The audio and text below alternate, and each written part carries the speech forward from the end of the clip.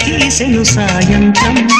జోలగా లాలించగా నీ నీడ దొరికింది కమ్మగా కలలీయగా నీ తోడు నాకుంది ఎదవిల్లును వంచిన వాడే నీ రాముడు అన్నది మనసే గుడి తలుపులు తీయక ముందే వరమిచ్చెను దేవత ఎదురై నీవే రాజిని నిజమేనా జాబిలి కిలకిల నవ్వే కోయిల కోసం వచ్చింది మధుమాసం